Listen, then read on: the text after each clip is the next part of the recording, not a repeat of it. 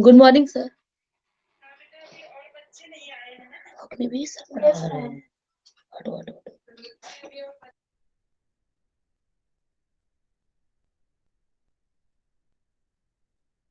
Sir आपकी आवाज नहीं आ रही है, आप अनम्यूट करिए अपने माइक को। Good afternoon, all of you. Very good afternoon.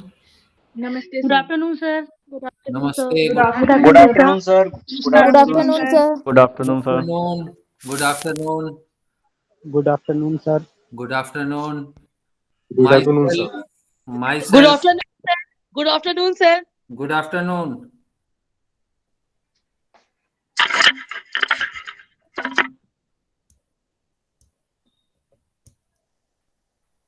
Myself, Dr. Agnivesh Pandey from Information Technology Department, DAV College, Kanpur. It is giving me immense pleasure that today I am taking your pre-PhD class, and I thank Prakash sir and Mamta ma'am for providing me this opportunity.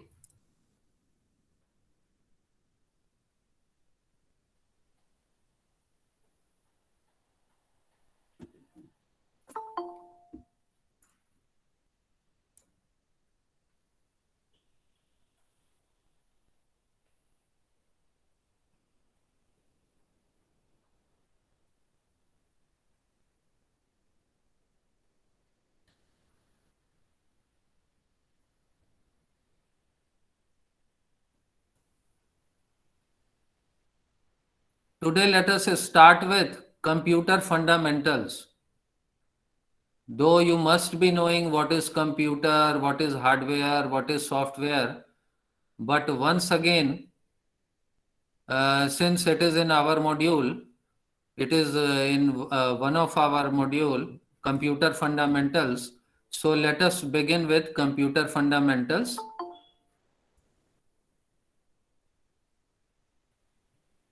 For which I am going to share the screen with the presentation,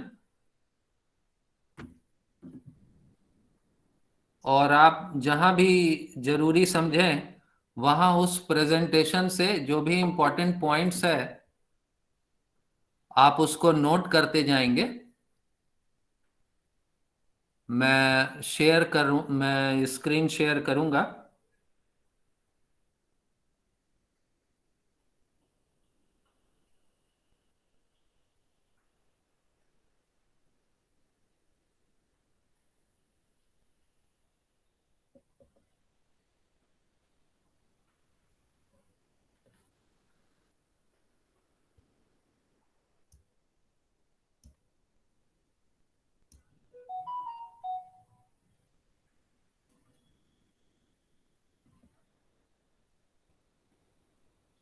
is it visible to you all? Screen दिख रहा है? Yes, sir. Yes, sir. Visible है? Yes, sir. Okay okay yes okay, sir. Thank you. ठीक ठीक ठीक।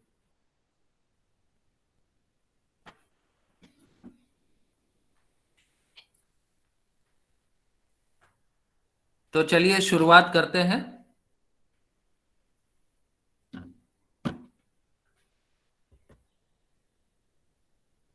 Evolution of computers.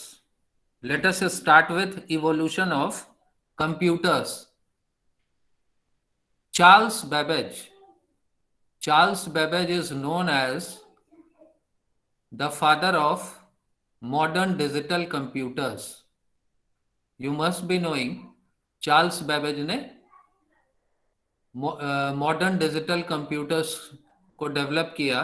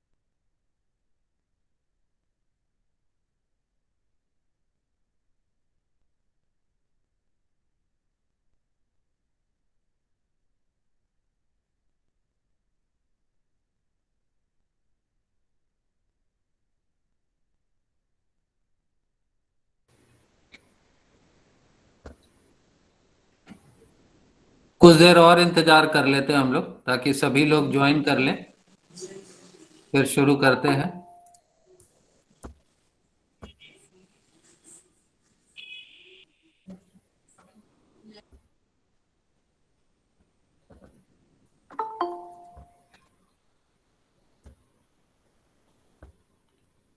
आप लोग किस सब्जेक्ट से हैं, all of you? Sir mathematics. Sir good afternoon. Good afternoon. अलग अलग सब्जेक्ट स्ट्रीम से हैं सर, हम लोग अलग अलग फील्ड से हैं। फार्मेसी से भी हैं अच्छा सर। अच्छा अच्छा, अलग अलग सर स्ट्रीम से। बायोटेक्नोलॉजी। Yes sir. जी जी, सर अच्छा। Zoology subjects. Sir botany. Botany. So all of you from, mathematics mathematics. Life जी, साइंस। अच्छा अच्छा, सही है कि स्ट्रीम से हैं आप लोग। Different sir. जी, तो हम लोगों को कंप्यूटर फंडामेंटल्स पढ़ना है, वर्ड पढ़ना है, एमएस वर्ड, एक्सेल पढ़ना है। बेसिक पढ़ना है सर, बेसिक्स। जी हाँ, बेसिक्स पढ़ना है। जी सर। जी, बेसिक्स ही पढ़ना है, इतना बेसिक्स जो आपको हेल्प करे आपके रिसर्च में। जी सर। Yes sir. जी, पिछले कई सालों से यही मॉड्यूल चल रहा है, जब से प्री पीएचडी क्लास की शुरुआत हुई है, तो ये सेम मॉड्यूल चल रहा है और काफ़ी हेल्पफुल है ये मॉड्यूल डेटा स्टोरेज सीखने के लिए, डेटा की एनालिसिस कैसे की जाएगी। What is research? Search again and again sir. Searching again and again, okay. और कोई, anyone else?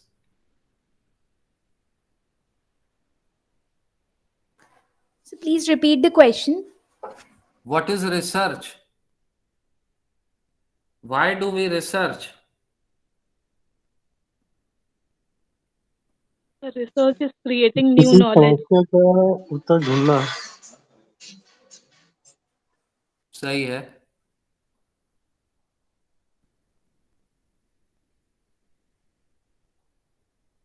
Research is So it is basically studying, an idea, it's an innovation that we need to make.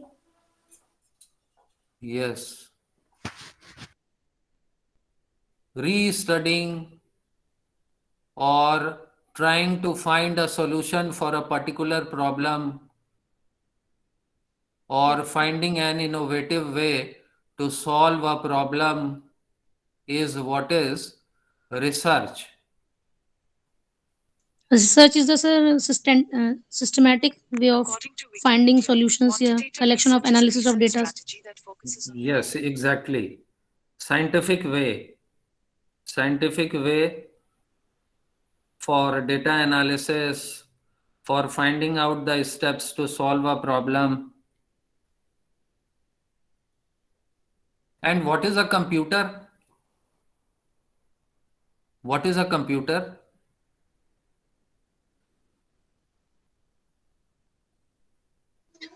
Sir computer की परिभाषाएं sir कई प्रकार की हैं, जैसे कि जी जी जी, किसी चीज को स्टोर करना, जैसे कि बहुत सारी चीजें होती हैं उनको हम किताबी या नोट्स बुक में नहीं रख सकते हैं, क्योंकि जी जी, एक समय एक ऐसा आता है कि नोट्स खराब हो सकता है। इसलिए कंप्यूटर का आविष्कार किया गया कि कभी चीजों को हम इसको स्टोर कर सकते हैं और एनी टाइम किसी भी टाइम इन फ्यूचर हम कभी भी देख सकते हैं सर उसको। The computer is an electronic machine Digital which electronic machine. for solving the complex calculations and for the data collection. मेरी मम्मा को बताना है। Basically for the logical and analysis part. logical and analysis part. Okay, okay. Computer can perform sir generic sets of operations, different in the way of sequential way, Mrs. Okay. And So electronics used to process and store and output data.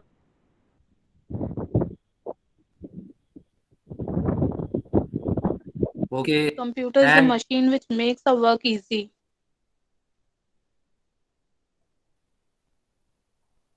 okay, I am accepting this definition also. It makes our work easier. There are two simple definitions Sir, of and a computer. common. Sir, Yes, Rachna Dixit. computer is an electronic device which store data, access data, and give important information. Yes. Computer is an electronic device which accepts some input, processes it, and gives meaningful information.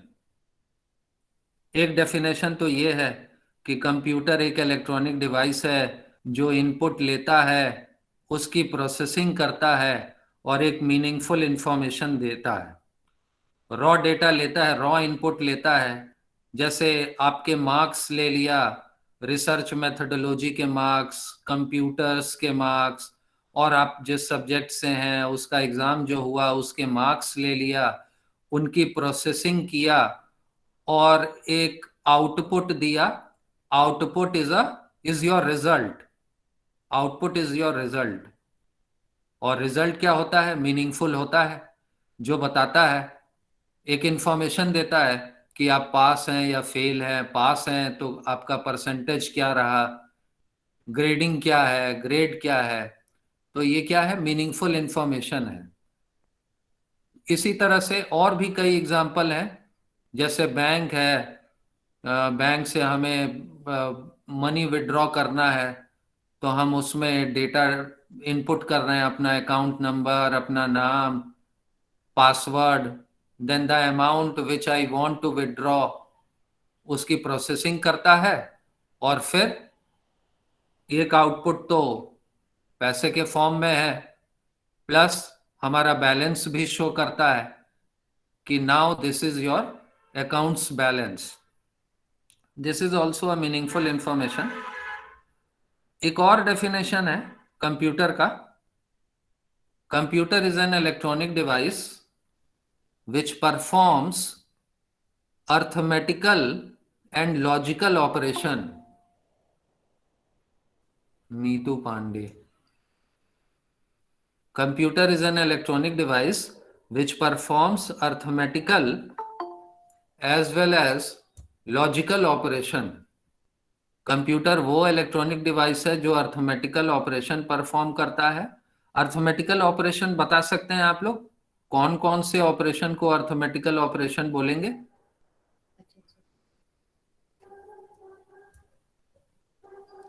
So addition, like plus, subtraction, minus, Calculations, sum. mathematical calculations. Very good. Result analysis. Arithmetical operations are involves, and then logical operation. What is logical operation? What is logical operation? This logical operation. Find out Sir, percentage. and type, boolean type. Yes. Find out percentages. Any decision making operation is known as logical operation. और यही एक ये different बनाता है computer को other electronic devices से। Computer में ability है कि वो किसी कंडीशन के बेस पर डिसीजन ले सके कि yes this will be true और this will be false. If marks greater than 33, student is passed. Marks less than 33, student is failed. Such type of operation is known as logical operation, which depends on the operation which depends on a certain condition. जो किसी condition पे आधारित हो उसको बोलते हैं logical operation. और उस कंडीशन के आधार पे कंप्यूटर डिसाइड करता है कि ट्रू है ये स्टेटमेंट या ये कंडीशन ट्रू है या फॉल्स है।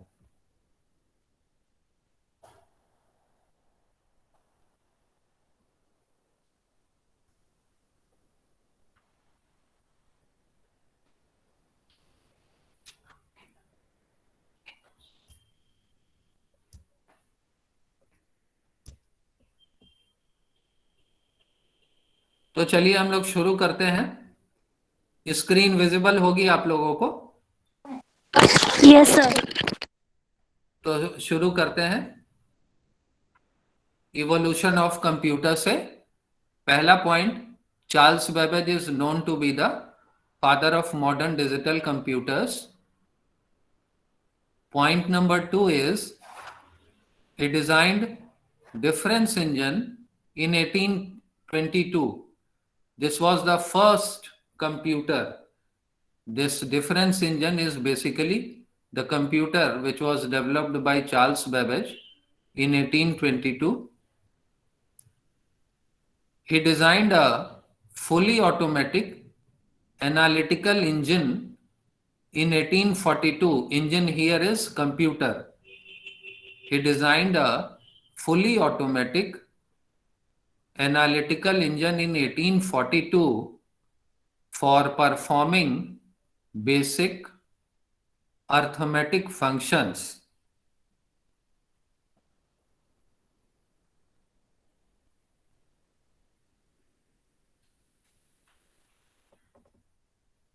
Should I proceed?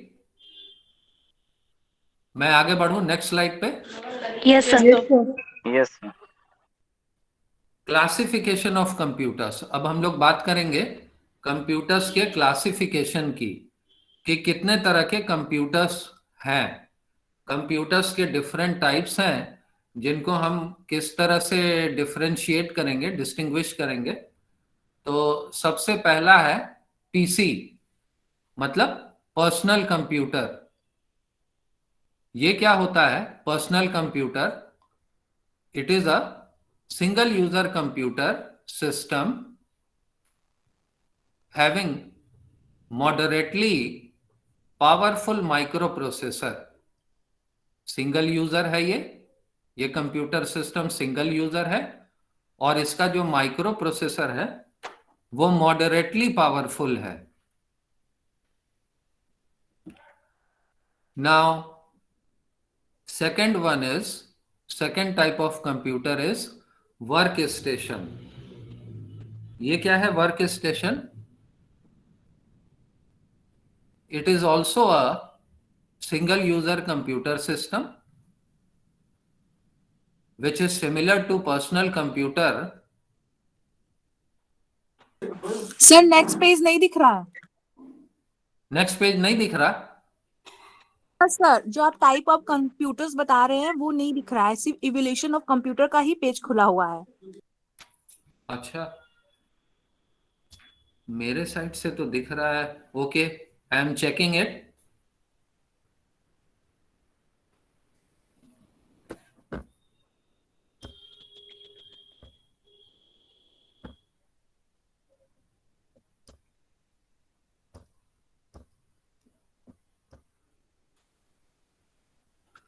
अब दिख रहा है, चेक करिए.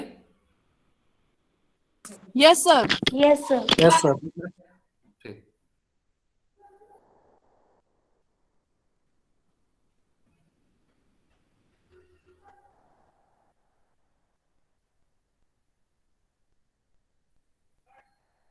तो मैं वर्क स्टेशन की बात कर रहा था. नंबर 2 वर्क स्टेशन की. It is also a single user computer system which is similar to personal computer, और इसका जो माइक्रो प्रोसेसर है वो पर्सनल कंप्यूटर से थोड़ा पावरफुल होता है, उससे थोड़ा ज्यादा पावरफुल है वर्क स्टेशन का micro processor. Now third one is mini computer. It is a multi-user computer system.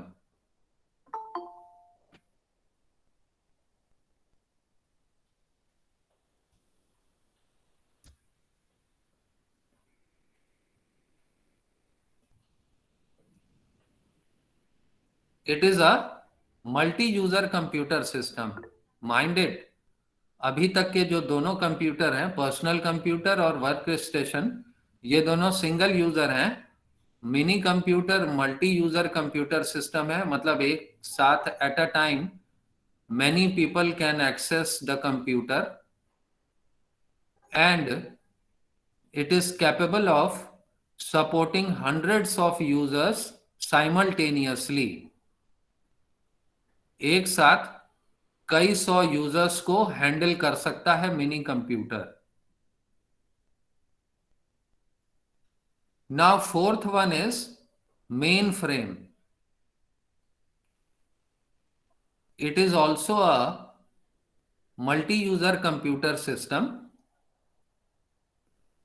capable of supporting hundreds of users simultaneously. And what is the main difference between mini computer and mainframe is that the software technology which is used in mainframe computer is different from mini computer. Software technology is different from mini computer. That means the operating system may be different as compared to mini computer. And other system softwares जो mainframe computer में होते हैं वो mini computer से differ करते हैं। और पांचवा है सुपर कंप्यूटर। ये बहुत ही, it is an extremely fast computer which can execute hundreds of millions of instructions per second. Extremely fast computer which can execute hundreds of millions of instructions per second. एक second में millions of instructions execute कर सकता है ये super computer. अच्छा, क्या आप India के बने हुए एक सुपर कंप्यूटर का नाम बता सकते हैं? ये अक्सर ऑब्जेक्टिव टाइप में आ जाता है। सर परम। परम, वेरी गुड सर परम 10,000। जी, कहाँ पे डेवलप हुआ था ये इंडिया में? किसने डेवलप किया है? IBM कंपनी से? नहीं, आईआईटी मुंबई ने, आईआईटी मुंबई में ये डेवलप हुआ।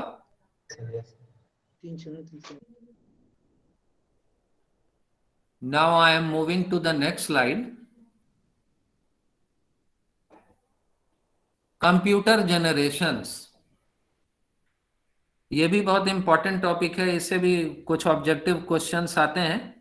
कंप्यूटर जनरेशंस, हमारा जो कंप्यूटर है वो कई जनरेशंस का है। यहां जनरेशन मतलब क्या हुआ, व्हाट इज जनरेशन, मैं ये बता दूं। जनरेशन मतलब, यहां जनरेशन का मतलब टेक्नोलॉजी से है। जब कंप्यूटर सबसे पहले डेवलप हुआ तब क्या टेक्नोलॉजी थी, हार्डवेयर स्क्रीन किस तरह का था, मेन मेमोरी कैसी थी, एक्सटर्नल मेमोरी कैसी थी, किस तरह के सॉफ्टवेयर यूज होते थे। तो है क्या कि हम लोग रिसर्च के फील्ड के हैं तो ये जानते हैं कि हर चीज का, जो भी चीज डेवलप होती है उसके कुछ एडवांटेजेस होते हैं और कुछ डिसएडवांटेज भी होते हैं। तो जब उन डिसएडवांटेज पे हम लोग काम करते हैं तो फिर एक नई चीज सामने आ जाती है। जब टेक्नोलॉजी की बात करें तो एक नई टेक्नोलॉजी हमारे सामने आ जाती है, और कंप्यूटर में भी जब नई टेक्नोलॉजी आ गई, पुरानी टेक्नोलॉजी को छोड़ के एक नई टेक्निक आ गई, नई टेक्नोलॉजी आ गई, तो ये एक नया जनरेशन आ गया। तो इस तरह से कंप्यूटर का डेवलपमेंट कई स्टेजेस में हुआ है। जो आज हम लोग कंप्यूटर देख रहे हैं वो शायद जब कंप्यूटर डेवलप हुआ था तो वैसा नहीं था। तो ये जनरेशंस, ये इस सफर को हम लोग इस टॉपिक में पढ़ते हैं, कंप्यूटर जनरेशंस में। Note down, first generation was between 1942 to 1955, 1942 से लेके 1955 के बीच फर्स्ट जनरेशन रहा। और इसको कॉलम वाइज अगर हम लोग समझें तो ज्यादा बेहतर रहेगा। की टेक्नोलॉजी मतलब कौन सी उस समय टेक्नोलॉजी थी, इंपॉर्टेंट टेक्नोलॉजी, जिसपे फर्स्ट जनरेशन का कंप्यूटर बेस्ड था। तो सबसे पहला आता है वैक्यूम ट्यूब्स की बात करते हैं। सबसे पहले vacuum tubes, computer vacuum tubes के बने होते थे। Number 2, ER memory. ER memory, ER मतलब यहां पे है इलेक्ट्रॉनिक रिले मेमोरी। कंप्यूटर की जो मेन मेमोरी है वो इलेक्ट्रोमैग्नेटिक रिले का बना हुआ होता था।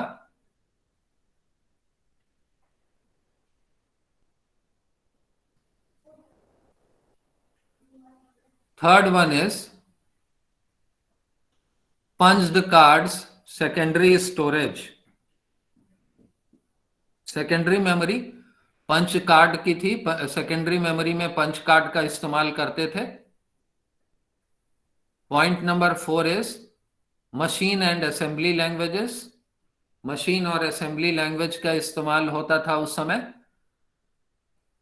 हम लोग जानते हैं कि कंप्यूटर क्या है, एक इलेक्ट्रॉनिक डिवाइस है, और कोई भी इलेक्ट्रॉनिक डिवाइस दो बातों पे काम करता है, आइदर वोल्टेज और नो वोल्टेज। वोल्टेज है या वोल्टेज नहीं है। वोल्टेज है तो उसको 1 का स्टेट बोलते हैं, वोल्टेज नहीं है तो उसको 0 का स्टेट बोलते हैं। तो कंप्यूटर को यही 1001 के फॉर्मेट में ही इंस्ट्रक्शन समझ में आता है। तो जब कंप्यूटर्स फर्स्ट जनरेशन में कंप्यूटर्स मशीन लैंग्वेज समझते थे, मशीन लैंग्वेज या जिसको बाइनरी लैंग्वेज भी बोलते हैं, तो 1010 के फॉर्मेट में ही काम होता था। And assembly language, machine language, चूंकि मशीन लैंग्वेज में काम करना बहुत मुश्किल था।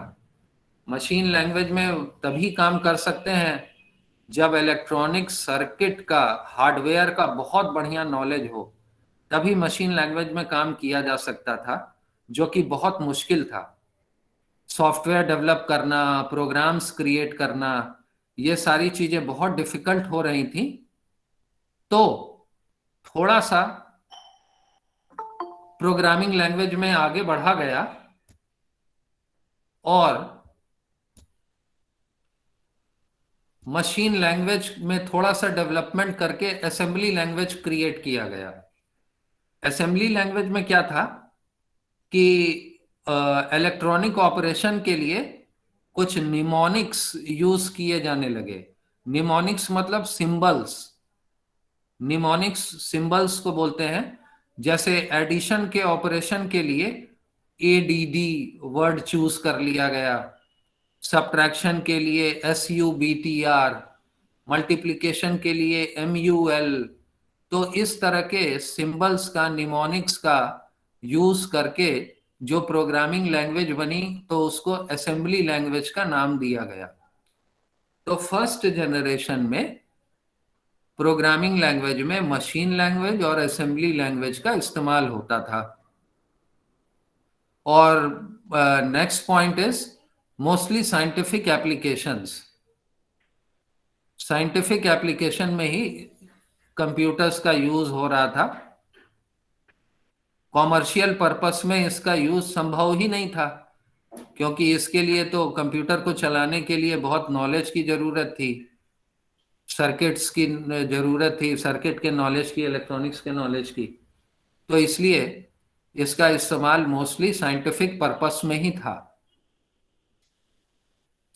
नाउ की कैरेक्टरिस्टिक्स, ये जो की कैरेक्टरिस्टिक्स लिखा हुआ है, इसको हम लोग डिसएडवांटेज भी बोल सकते हैं, डिसएडवांटेज या डीमेरिट भी बोल सकते हैं, कि उस समय के कंप्यूटर के क्या क्या डीमेरिट्स थे।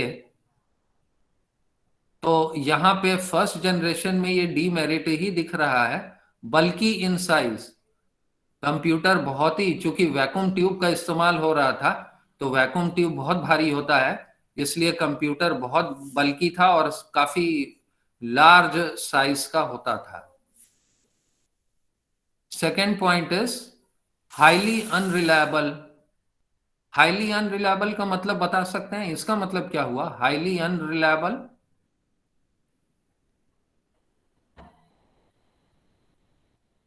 हाईली अनरिलायबल मतलब क्या हुआ?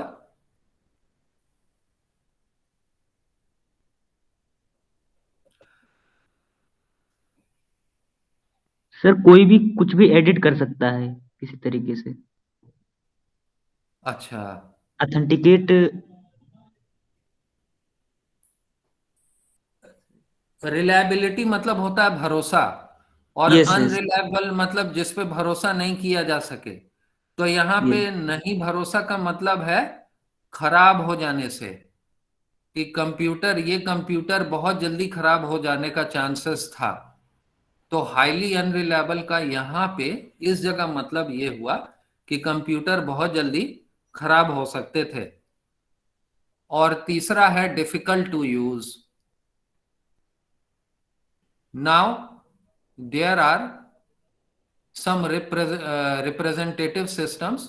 ये जो फर्स्ट जनरेशन के कंप्यूटर हैं उनके कुछ इंपॉर्टेंट नाम हैं जिनको नोट कर लीजिए, जिसमें सबसे पहला है इनियाक, second one is एडवैक, third one is EDSAC, and fourth is IBM 701।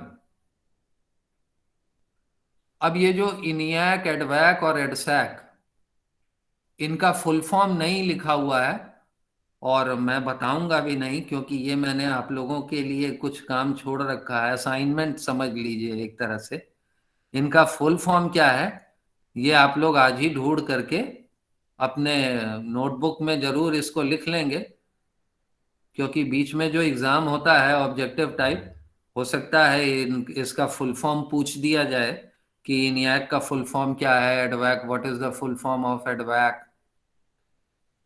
तो this is your assignment to find out their full form.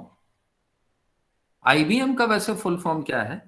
IBM का बहुत इंपॉर्टेंट कंपनी सर है। International business machine. Very good, very good, exactly, international business machine. Now let us come to second generation. Second generation पे आते हैं, 1952 to 1964 की technologies में क्या क्या है? Number 1, transistors. कंप्यूटर ट्रांजिस्टर्स के बने हुए होते थे, छोटे छोटे छोटे डिवाइसेस होते हैं, देखा होगा आप लोगों ने, उनको ट्रांजिस्टर्स बोलते हैं। Point number 2, magnetic core memory. यहां पे जो मेन मेमोरी है सेकेंड जनरेशन में, वो मैग्नेटिक कोर का इस्तेमाल होता था। Third point is magnetic tapes and disks secondary storage. Secondary storage के रूप में मैग्नेटिक टेप और मैग्नेटिक डिस्क का इस्तेमाल किया जाने लगा। पंच कार्ड अब हट गया और इलेक्ट्रोमैग्नेटिक रिले मेमोरी भी हट गई। अब मैग्नेटिक कोर मेमोरी का इस्तेमाल होने लगा और पंच कार्ड के जगह पे सेकेंडरी मेमोरी मैग्नेटिक टेप और मैग्नेटिक डिस्क की बनी हुई होती थी। हाँ, point number 4, high level programming language. अब मशीन और असेंबली लैंग्वेज से फर्दर डेवलपमेंट हो गया और हाई लेवल प्रोग्रामिंग लैंग्वेज आ गया, जिसमें कि प्रोग्रामिंग करना आसान हो गया। हाई लेवल प्रोग्रामिंग लैंग्वेज वो प्रोग्रामिंग लैंग्वेज है जिसमें हम अपने इंग्लिश के वर्ड्स का यूज करके प्रोग्राम बना सकते हैं। ऐसे प्रोग्रामिंग को हाई लेवल प्रोग्रामिंग लैंग्वेज को बोला जाता है। अब यहाँ पे मशीन लैंग्वेज या असेंबली लैंग्वेज में प्रोग्रामिंग करने की जरूरत नहीं थी। And last point is scientific and commercial application. अब कॉमर्शियल पर्पस में भी कंप्यूटर का इस्तेमाल होना शुरू हो गया। सेकेंड जनरेशन से कॉमर्शियल एप्लीकेशन भी कंप्यूटर का शुरू हो गया, क्योंकि हाई लेवल प्रोग्रामिंग लैंग्वेज आ गया और ट्रांजिस्टर्स का प्रोसेसर है, मैग्नेटिक कोर मेमोरी है, मैग्नेटिक टेप एंड डिस्क है, तो कंप्यूटर को यूज करना भी आसान हो गया होगा। देयरफॉर कंप्यूटर का कॉमर्शियल एप्लीकेशन भी शुरू हो गया। की कैरेक्टरिस्टिक्स की बात कर लें हम लोग, तो कंप्यूटर अब फास्टर है, स्मॉलर है, साइज भी छोटा हो गया, वैक्यूम ट्यूब हट गया, ट्रांजिस्टर आ गया, तो स्मॉलर है, मोर रिलायबल है, easier to program than previous generation systems, and commercial production was still difficult and costly. अभी भी कॉमर्शियल प्रोडक्शन डिफिकल्ट था और कॉस्टली। उस टाइम के सेकेंड जनरेशन के कुछ रिप्रेजेंटेटिव सिस्टम्स हैं। पहला है Honeywell 400, second one is IBM 7030, and third one is CDC 1604.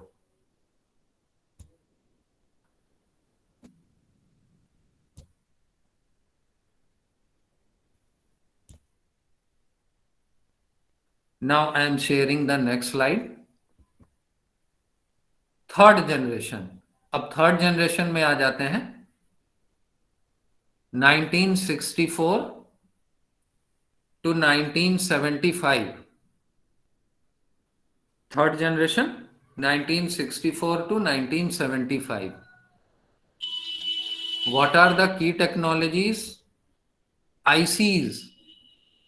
IC मतलब हम बता सकते हैं सर इंटीग्रेटेड सर्किट। हाँ, इंटीग्रेटेड सर्किट। कई ट्रांजिस्टर को एक ही प्लेटफॉर्म पे कंबाइन कर दिया गया तो वो बन गया इंटीग्रेटेड सर्किट। इंटीग्रेशन मतलब कंबाइन कर देना, चीजों को जोड़ने को बोलते हैं इंटीग्रेट करना।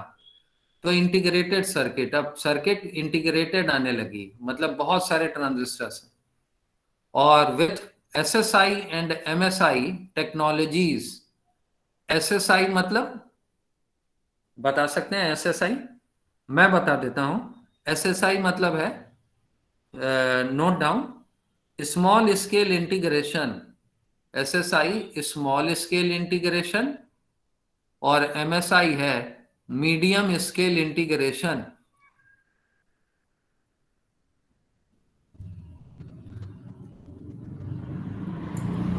स्मॉल स्केल इंटीग्रेशन और मीडियम स्केल इंटीग्रेशन मतलब यहाँ पे क्वांटिटी से है, क्वांटिटी ऑफ ट्रांजिस्टर।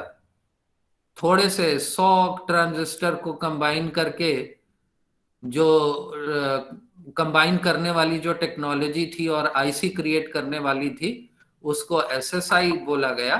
और MSI मीडियम स्केल इंटीग्रेशन कुछ 100, वो मीडियम स्केल इंटीग्रेशन कहा गया, उसको मीडियम स्केल इंटीग्रेशन का नाम दिया गया। Second point is larger magnetic core memory. Magnetic core memory, main memory magnetic core की सेकेंड जनरेशन से इस्तेमाल हो रही है। इसका अब साइज थोड़ा और बढ़ गया, कैपेसिटी बढ़ गई तो ज्यादा डेटा स्टोर कर सकता है। Third point is larger capacity magnetic disks and tapes secondary storage. Larger capacity magnetic disks and tapes secondary storage. And last point is, fourth point, mini computers. Third generation में mini computer का development हो गया, mini computer आ गया। की characteristics की अगर हम लोग बात करें तो कंप्यूटर्स फास्टर हैं, साइज में स्मॉलर हैं, more reliable, easier and cheaper to produce. अब इनका प्रोडक्शन आसान हो गया और सस्ता भी है, प्रोडक्शन सस्ता भी हो गया। Next point is easier to use. Next point is scientific, commercial and interactive online application. Scientific commercial application के अलावा ऑनलाइन इंटरैक्टिव एप्लीकेशन का भी शुरू हो गया। मतलब दोनों एंड पे डेटा का ट्रांसमिशन हो रहा है। इंटरैक्टिव ऑनलाइन एप्लीकेशन, कुछ रिप्रेजेंटेटिव सिस्टम्स हैं IBM 360/370, PDP-8 and PDP-11.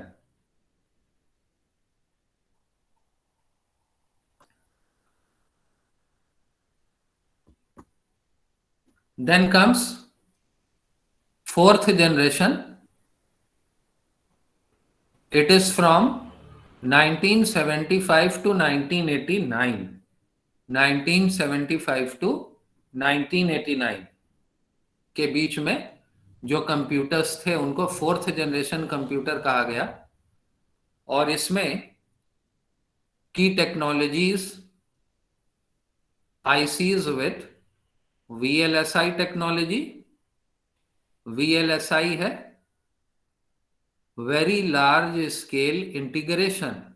Note down, VLSI is very large scale integration.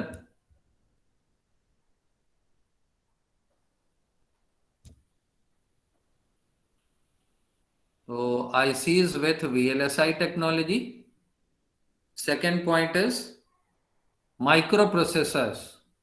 अब माइक्रोप्रोसेसर्स आ गए, माइक्रोप्रोसेसर का डेवलपमेंट हो गया। Third one is semiconductor memory. Memory semiconductor devices की बनने लगी। Point number 4, larger capacity hard disks as inbuilt secondary storage. Main memory तो सेमीकंडक्टर की अब बन गई, डेवलप हो गई। और सेकेंडरी स्टोरेज कैसा था? लार्जर कैपेसिटी का हार्ड डिस्क का इस्तेमाल किया जाने लगा, इनबिल्ट, जो कि इनबिल्ट था कंप्यूटर्स में। जैसे आज जैसे हम लोगों के कंप्यूटर में हार्ड डिस्क इनबिल्ट होता है।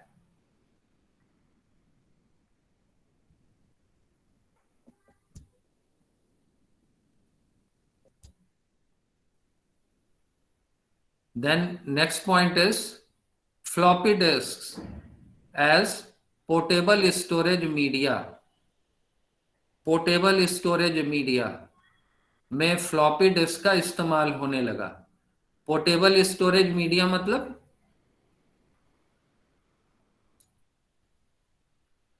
पोर्टेबल स्टोरेज मीडिया मतलब क्या हुआ? कहीं भी आसानी से ले जाया जा सके। बिल्कुल सही, कि हम लोग कैरी कर सकें, कंप्यूटर से डेटा निकाले और उसको अपने जेब में डाले, जैसे कि पेन ड्राइव है, और जहां हमें लेके जाना है वहां लेके पहुंच गए। तो फोर्थ जनरेशन में फ्लॉपी डिस्क था, portable storage media. Then personal computers.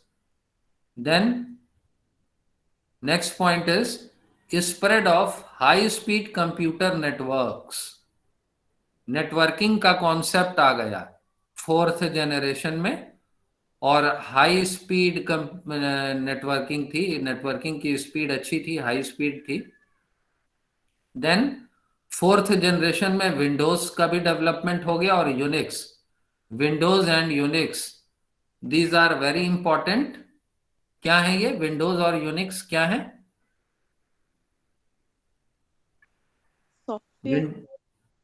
Windows और यूनिक्स क्या है? Operating system. Sir operating system. Operating system, ठीक ठीक ठीक, ऑपरेटिंग सिस्टम है। और डिटेल हम लोग फर्दर नेक्स्ट क्लासेस में पढ़ेंगे ऑपरेटिंग सिस्टम के बारे में।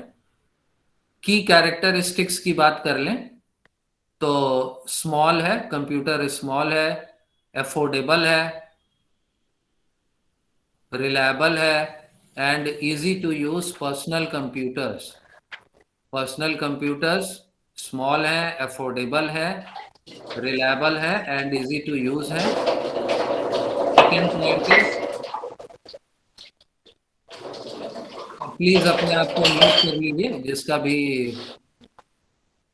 माइक्रोफोन ओपन है. Kindly close yourself, your audio. More powerful and reliable mainframe systems. And third important point is easier to produce commercially. Commercial production काफी आसान हो गया क्योंकि चिप बनाने के लिए मशीन्स आ गई, चिप बनाने वाली मशीन्स डेवलप हो गई.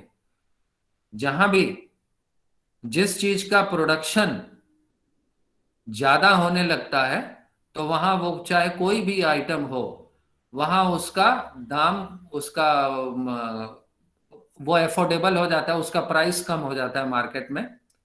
तो चूंकि अब चिप डेवलप करने की मशीन्स आ गई, हार्डवेयर बनाने वाले मशीन्स आ गए, इसलिए प्रोडक्शन काफी इजियर हो गया और एफोर्डेबल भी था. कुछ रिप्रेजेंटेटिव सिस्टम है IBM PC, Apple II, Cray 1 and Cray 2.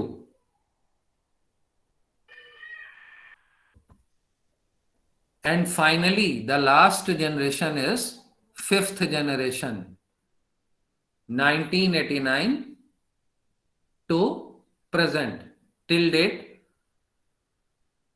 we are in fifth generation computer, and the key technologies are ICs with ULSI technology. ICs with ULSI technology. ULSI is ultra large scale integration. ULSI, ultra large scale integration. Larger capacity main memory, second point. Third point is larger capacity hard disks. Fourth point, CD, DVD, pen drive are now portable storage media. आज हम लोग CD, DVD, pen drive इनका इस्तेमाल कर रहे हैं. Micro computers, personal computer हमारा, laptop, mobile, ये सब माइक्रो कंप्यूटर की कैटेगरी में आते हैं. Powerful desktop personal computers and work stations, main frames, fifth generation में इंटरनेट भी आ गया और मल्टीमीडिया एप्लीकेशंस का भी यूज होने लगा. की कैरेक्टरिस्टिक्स की बात कर लें तो की कैरेक्टरिस्टिक्स में पोर्टेबल है, portable computers, more powerful, cheaper, reliable, easier to use desktop machines, very powerful mainframes, and easier to produce commercially. You may note down some representative systems of fifth generation: IBM notebooks, Pentium personal computers, Param 1000 and Sun workstations.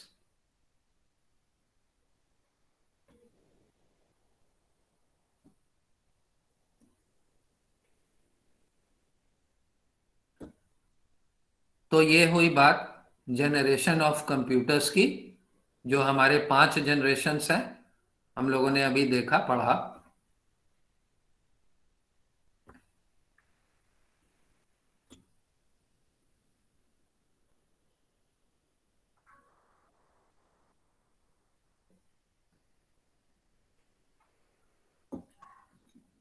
Now I am coming to the next topic. and the next topic is information processing system.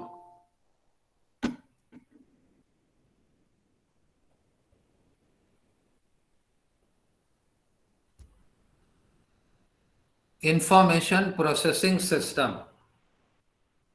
Information processing system में सबसे पहले हम लोग बात करेंगे data की. Data क्या है? Data is a collection of independent and unorganised facts. Data is a collection of independent and unorganized facts. जैसे आपका नाम, आपका age, roll number, admission number, mobile number, ये सब इंडिपेंडेंटली क्या है? अनऑर्गेनाइज्ड फैक्ट्स हैं.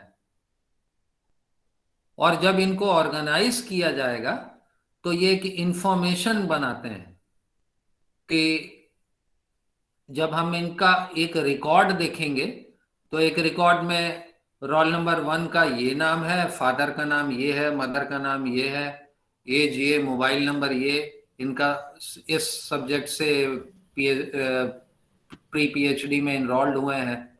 दिस इज एन इंफॉर्मेशन कि रोल नंबर 1 का ये नाम है and all the information.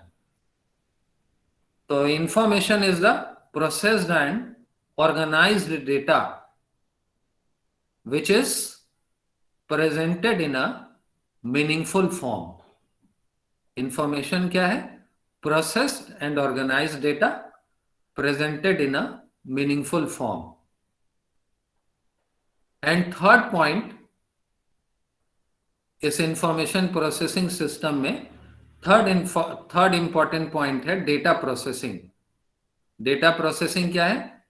It is we can say that data processing is course of doing things in a sequence of steps.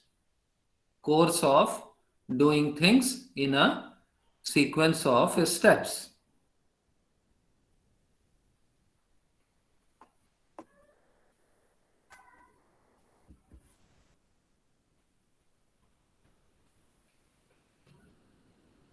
और finally computer.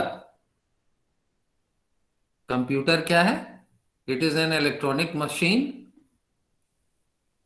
which follows a set of instructions in order that it may be able to accept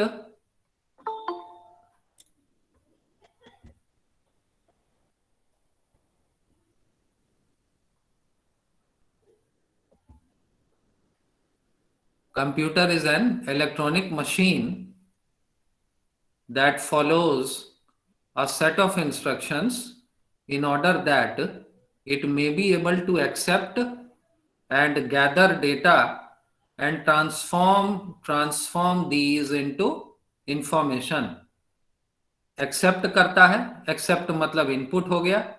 Gather data मतलब store करना, जिसमें memory का इस्तेमाल होता है, चाहे वो मेन मेमोरी हो या सेकेंडरी मेमोरी हो. और फिर फाइनली प्रोसेसिंग करके एक मीनिंगफुल इंफॉर्मेशन देना.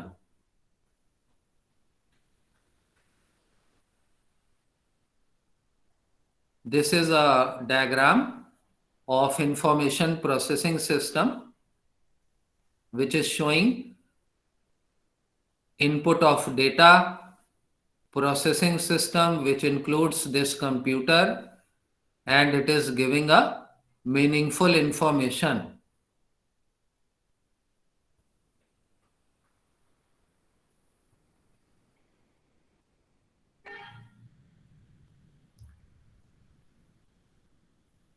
Then comes functions of an information processing system. कौन कौन से फंक्शन है इंफॉर्मेशन प्रोसेसिंग सिस्टम में के? क्या क्या फंक्शन है? सबसे पहले point number 1 is screen is visible ना? स्क्रीन दिख रहा है ना? Yes sir. Yes, sir. Okay. function one is, first function is it accepts and input input. It inputs and stores data भी लिख सकते हैं. Second function processing का, process data to become information. Third one is stores data and information, storage हो गया. और चौथा है आउटपुट का. तो 4 इंपॉर्टेंट फंक्शन है: इनपुट, प्रोसेसिंग, स्टोर, आउटपुट.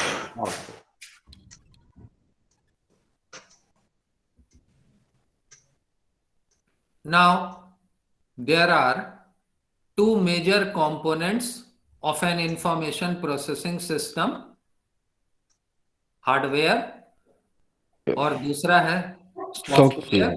हाँ, सॉफ्टवेयर क्या है? टेंजिबल पार्ट है, tangible part of a computer system. Tangible मतलब,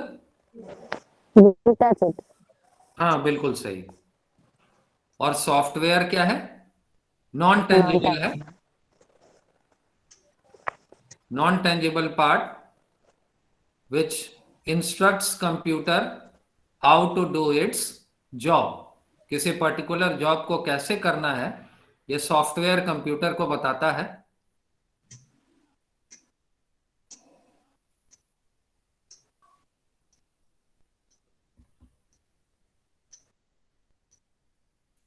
Now comes basic units of measurement. Basic units of measurement. Basic units of measurement of data. इसको लिख लीजिएगा. Basic units of measurement तो लिखा हुआ है, लेकिन किस चीज को मेजर कर रहा है? Measurement of data. डेटा को कंप्यूटर क्या है? कंप्यूटर में डेटा है. अब डेटा को मेजरमेंट करने के बहुत सारे यूनिट्स हैं, वो हम लोग स्टडी कर लेते हैं, पढ़ लेते हैं. इनसे कभी कभी ऑब्जेक्टिव टाइप में न्यूमेरिकल भी आ जाता है कि how many bytes are there in a bit. इस तरह के क्वेश्चन आ सकते हैं. तो सबसे स्मॉलेस्ट यूनिट डेटा का होता है बिट, जो थोड़ी देर पहले हम डिस्कस कर रहे थे जब मशीन लैंग्वेज समझा रहे थे. तो 1010 की बात कर रहे थे. 1 क्या है? एक बिट है, और 0 एक दूसरा बिट है. तो बिट स्मॉलेस्ट यूनिट है इंफॉर्मेशन का. Bit is a unit of information equivalent to the result of choice between only 2 possible alternatives in the binary number system. और ये पॉसिबल ऑल्टरनेटिव्स क्या है? एक 1 है या दूसरा है 0. या तो 1 होगा या 0 होगा. तो बिट स्मॉलेस्ट यूनिट हो गया. उससे बड़ा है byte. It is a sir nibble भी होता था सर. 4 बिट इक्वल्स निबल होता है. हाँ, निबल भी है, बिल्कुल सही बात है. आप नोट करना चाहें तो नोट कर लें, या मालूम होगा. 4 बिट्स इक्वल्स 1 निबल. लेकिन प्रोमिनेंटली बिट है, बिट के बाद बाइट है. Byte is a sequence of 8 bit, मतलब 8 बिट मिला के एक बाइट बनता है.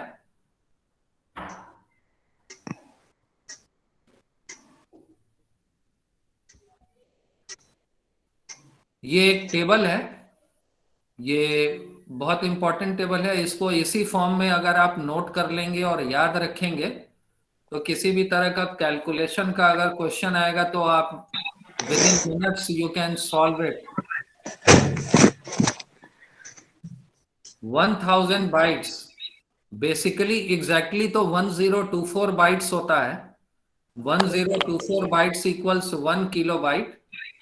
लेकिन कॉमनली अगर बात करें तो 1000 बाइट्स कॉमनली लिया जाता है.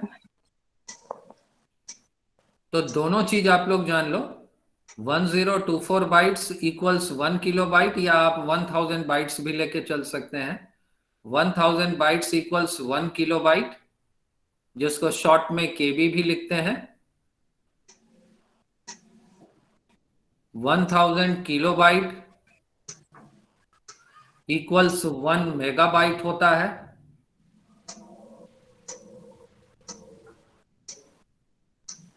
1000 मेगाबाइट इक्वल्स 1 गीगाबाइट है, जीबी।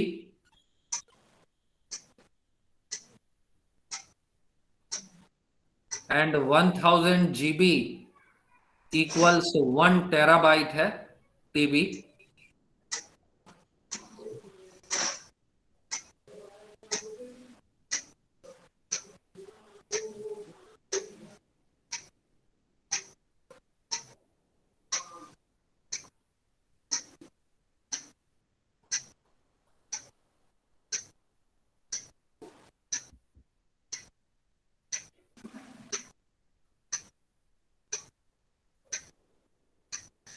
Next topic is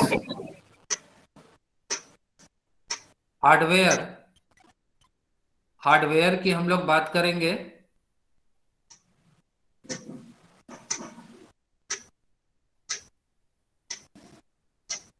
ये एक डायग्राम है जो डिफरेंट हार्डवेयर शो कर रहा है। Screen, system unit, speaker is there, microphone is there, mouse is there, keyboard is there.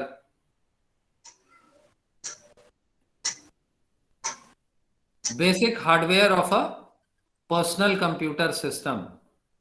Personal computer में कौन कौन से बेसिक हार्डवेयर हैं?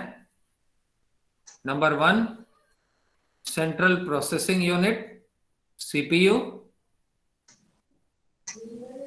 नंबर 2, मेमोरी यूनिट और मेन मेमोरी और primary memory. Then comes input devices, then output devices, and finally secondary storage devices.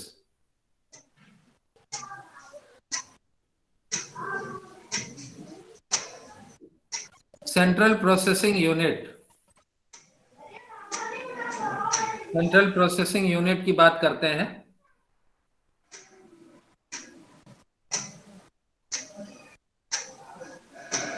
Number 1, it is the brain of the computer. और इसको brain क्यों बोलते हैं, कंप्यूटर का brain क्यों बोलते हैं? क्योंकि because it directs and controls the entire computer system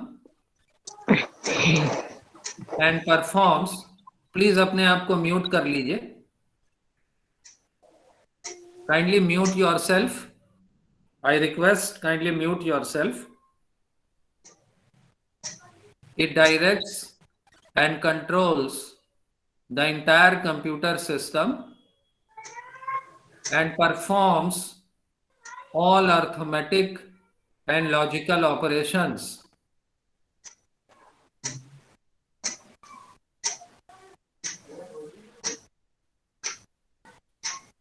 Then comes memory unit.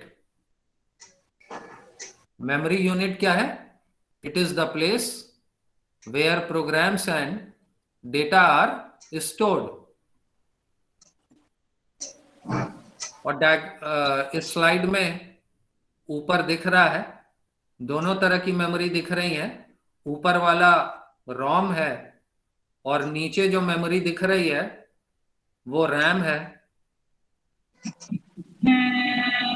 रोम क्या है? What is ROM? Read only memory. Read only memory, and it contains the pre-programmed computer instructions such as the basic input output system. System के जो basic input output हैं वो software basic input output operations को perform करने के लिए जिस software का यूज किया जाता है वो इसी रोम में स्टोर्ड होता है। Then comes RAM. It is we can read data from it. ROM से हम लोग डेटा सिर्फ रीड कर सकते हैं, इस पे डेटा राइट नहीं कर सकते. रैम के बारे में भी बहुत सारी बातें हैं.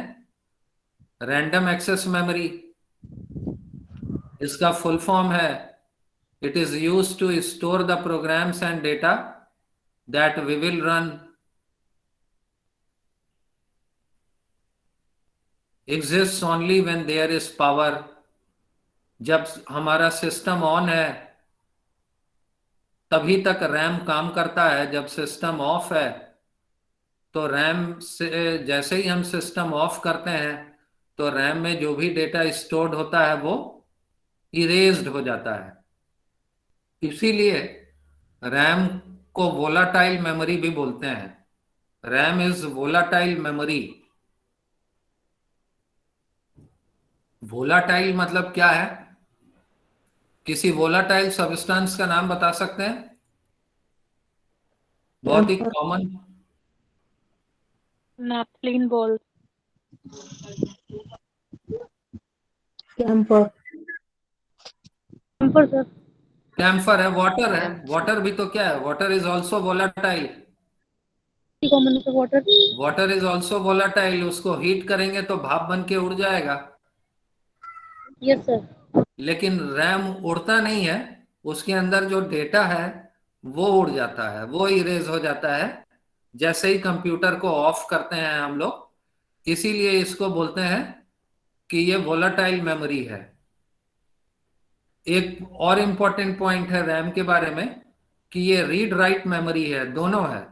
डेटा इससे हम लोग we can read data from it as well as we can write data into it. हम लोग डेटा इससे रीड भी कर सकते हैं और इसमें डेटा राइट भी कर सकते हैं, स्टोर भी कर सकते हैं. डेटा राइट करना मतलब अपना डेटा स्टोर करना. तो डेटा स्टोर भी कर सकते हैं और इससे डेटा रीड भी कर सकते हैं. जबकि रोम से सिर्फ डेटा रीड किया जा सकता है.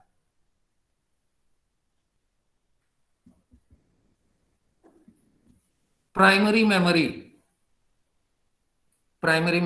मेन मेमोरी भी जिसको बोल रहे हैं. Point number 1, it is used to hold running program instructions.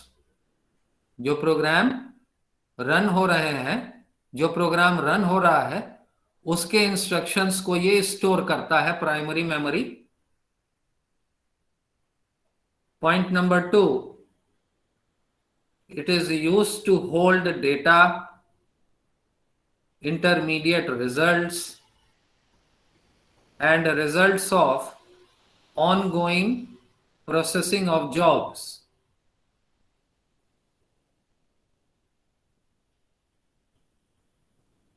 Point number 3, fast in operation, क्योंकि ये कैपेसिटी में लार्जर होता है रोम से, इसलिए इसका ऑपरेशन फास्टली है.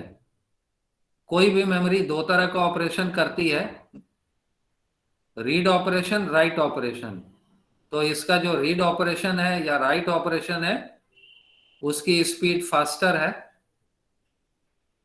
स्मॉल कैपेसिटी, इसकी कैपेसिटी स्मॉल है कंपैरिजन टू हार्ड डिस्क. रोम से कैपेसिटी ज्यादा होती है, लेकिन अगर हार्ड डिस्क की तुलना करें तो हार्ड डिस्क से इसकी कैपेसिटी काफी कम है और एक्सपेंसिव भी है.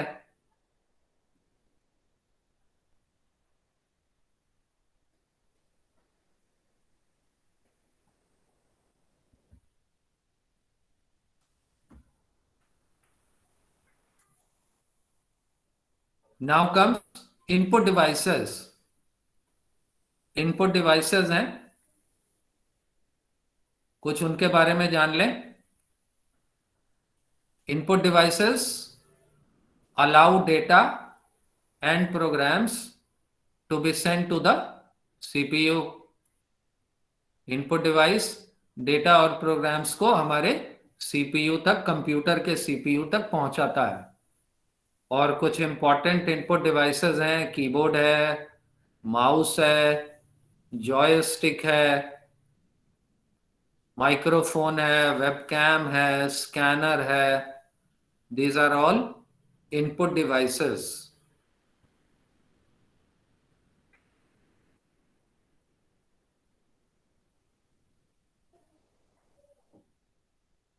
कीबोर्ड, कई तरह के कीबोर्ड होते हैं जो डायग्राम में दिख रहा है. ट्रेडिशनल कीबोर्ड्स हैं, फ्लेक्सिबल कीबोर्ड्स हैं, वायरलेस कीबोर्ड्स हैं, एर्गोनॉमिक कीबोर्ड्स हैं, और जो हमारे मोबाइल में है वो पीडीए कीबोर्ड्स हैं.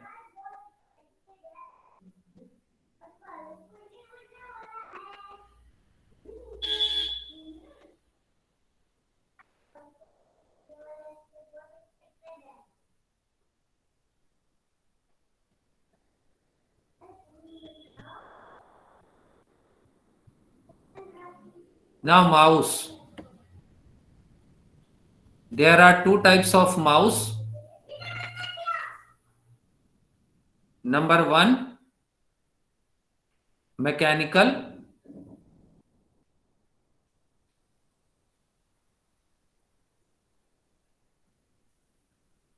And number two is optical. दो तरह के माउस हैं, मैकेनिकल और ऑप्टिकल, जैसा कि डायग्राम में दिख रहा है कि मैकेनिकल माउस में रबर और मेटल बॉल होता है नीचे की तरफ, and it can roll in every direction. और ऑप्टिकल माउस, मैकेनिकल माउस तो आज मार्केट से बाहर हो चुका है. आज ऑप्टिकल माउस का ही ज्यादातर यूज है. And this type of mouse uses a laser for detecting the mouse's movement.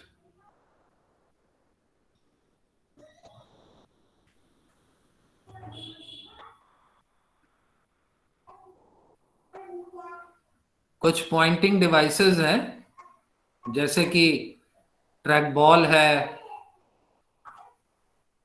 Track point है, टच पैड.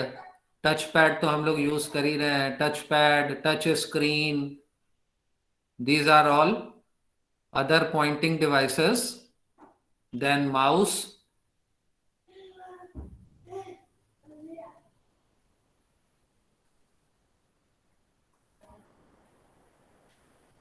ये जॉयस्टिक दिख रहा है, which is used for computer games.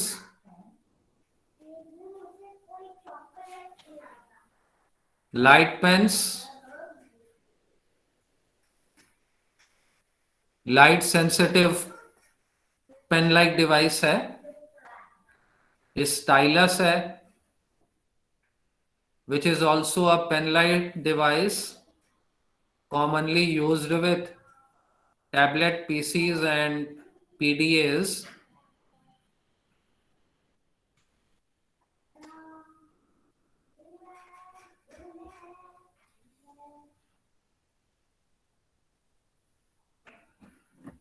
Then comes scanning devices. Scanning devices में optical scanner is there, card reader is there, and barcode reader is there. तीन तरह के scanning device हैं, ऑप्टिकल स्कैनर, कार्ड रीडर है और barcode reader है.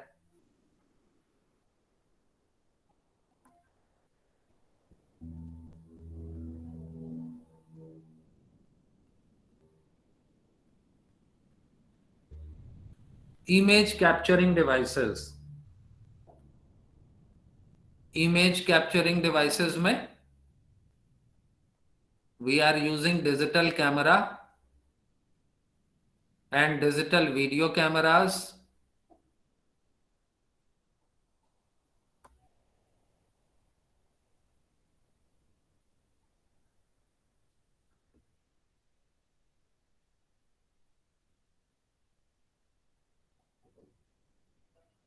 ये output device का डेफिनेशन है। आउटपुट डिवाइस का डेफिनेशन है, इट इज अ डिवाइस और media which is used by the computer in displaying its responses, response किसका, कंप्यूटर का, in displaying its responses to our requests and instructions.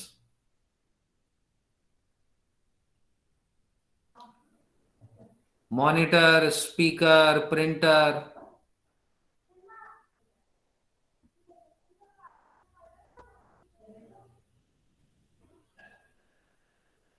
Then comes monitor.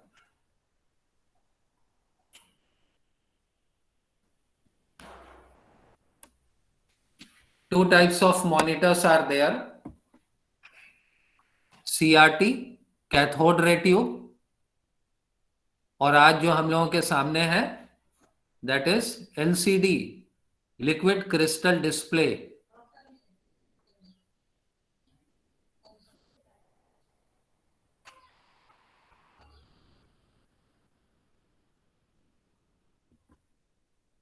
Printers, impact printer है, impact printers uses pressure by physically striking the paper.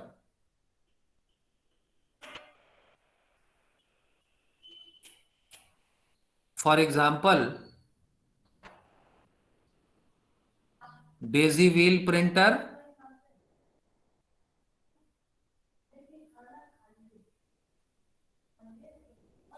line printer,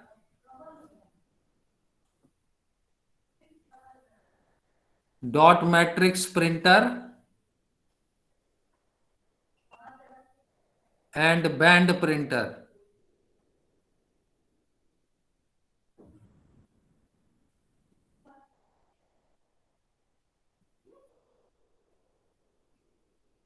Second one is non-impact printer. It does not apply pressure on the paper, but instead it produces character by using lasers, ink, spray, photography, or heat.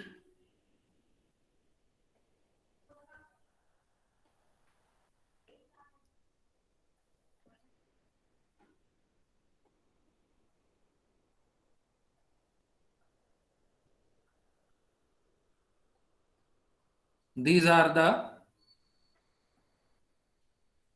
printers, various types of printers. Dot matrix printer, laser printer is there. This is dot matrix printer, this one is laser printer, and this one is inkjet printer.